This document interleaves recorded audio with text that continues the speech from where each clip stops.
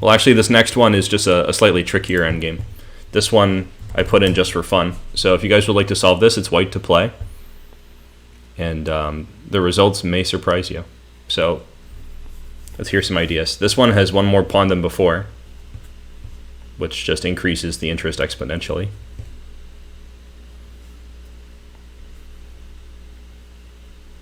If Nerf Russians is out there, I would challenge him to solve this one. Personal challenge. Also, for anyone who's new here, I have a YouTube and a Discord. The Discord link just dropped from the bot, and here's my YouTube link. So you guys are completely welcome to join and help everyone else improve in chess. Everybody's welcome. Even for people who are going to be watching this on YouTube later on, that Discord link is a permanent link. You guys can join in. Hey, Chess Aid, welcome.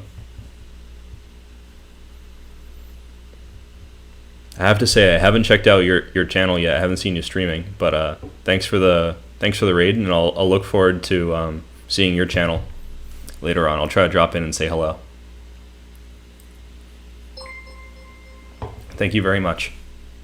Look forward to seeing you in the future.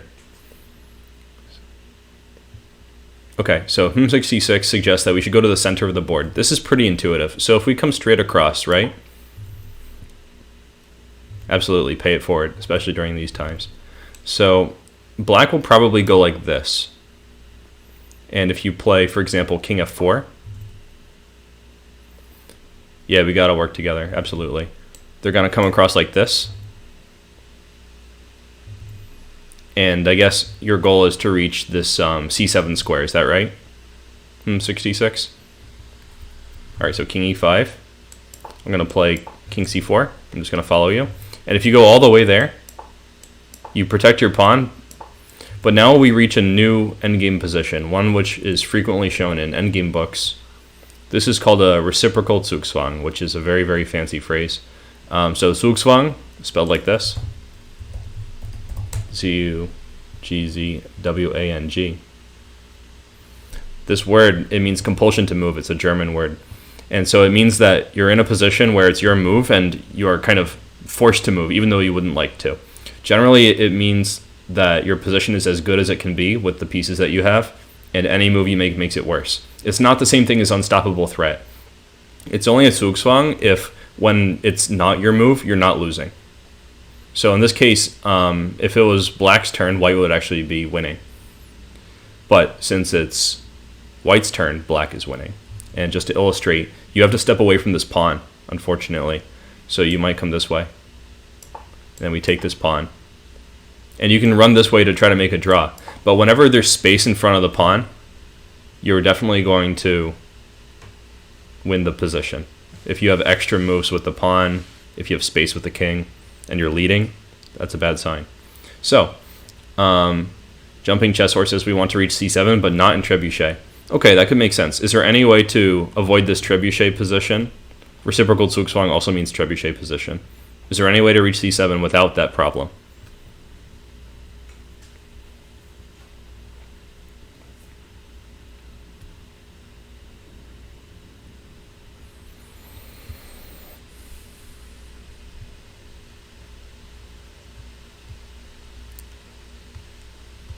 So your suggestion to waste a tempo on the way is kind of interesting because black is also threatening to win the pawn, right? So we can't just be a little blithe about it. For example, we could play like king h3, but then they just run up and they're going to take the pawn, right? So the problem is how you approach. So let's look again at this intuitive line king g4, and after king c2, king f4. So if we follow this line of reasoning, as we approach, we should start looking for a way to avoid the problem. But the thing is, when they touch that pawn, we have only one way to protect it. So this means that there's no way to waste tempo. As soon as we get close, in the fastest way possible that we already looked at, they are reaching the pawn first and forcing us to play king c7. By the way, big thank you to Gabriel Colley, who just gave a subscribe on YouTube. So thank you, guys. So in this position, it's basically doomed already. So the first mistake is that we're thinking that we should play for a win here. It looks good because the pawn is far advanced. This is another area where our intuition will betray us. Frequently people think more advanced means better, but this is not always true.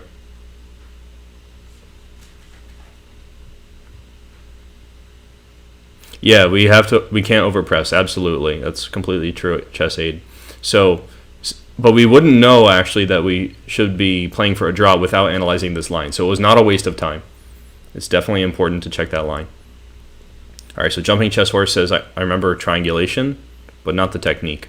So yeah, it doesn't apply here. Triangulation is definitely something you can read about in endgame books. We don't triangulate in the middle game.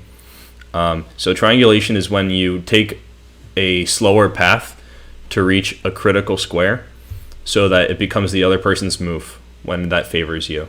So we might see some examples of that later. Actually, we definitely will. I have an example where you triangulate like 4 times.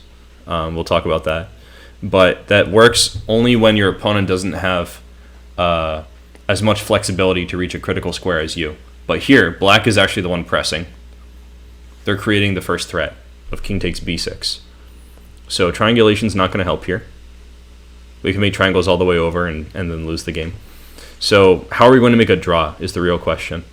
And this actually ties in with the last example. The reason I put these two together, I actually added this position last minute.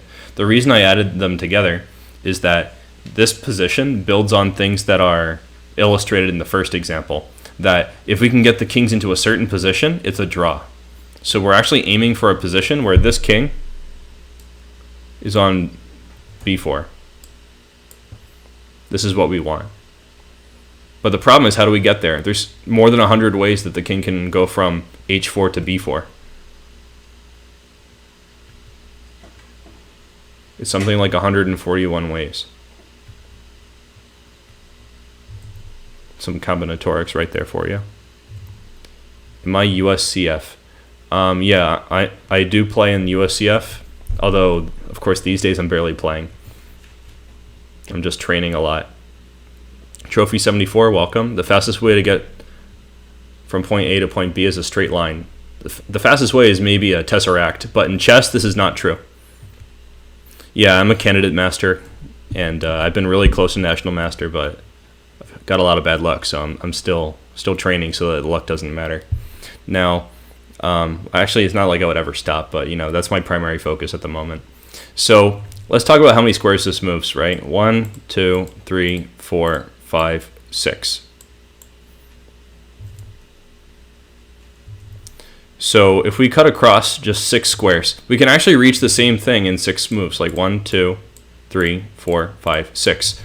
So in real life, the hypotenuse of a triangle is the fastest way, and the sum of the legs of the triangle is a longer distance. But in chess, this is not true, because each of the pieces moves in a different metric on this Cartesian grid. So the king travels the same distance across the 2 legs of the triangle as it does across the hypotenuse. So this also defies our real-life intuition, because if we want to cross a baseball field or some similar plane, we're going to cut diagonally across the fastest way.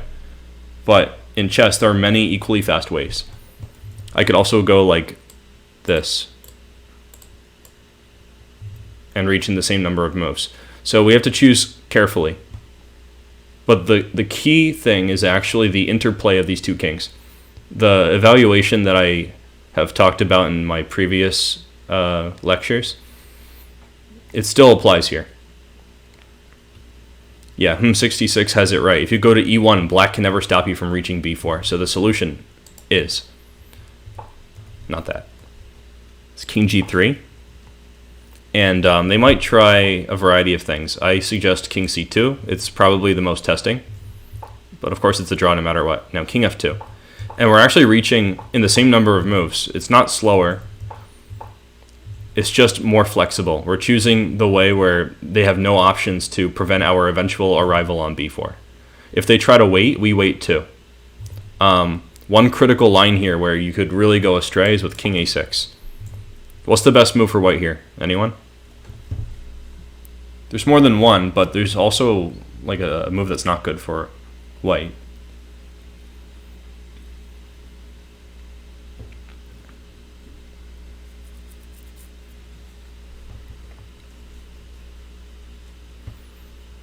King b4 is a blunder, Trophy 74. Only king c4 and king b3. Yeah, he says it's not good. Correct. So if we play something like king c4, I like king c4 because it's actually threatening to protect the pawn somehow. And we could maybe win the game that way. But anyway, they can just take it, and then after king b4, this is a theory draw. So these two examples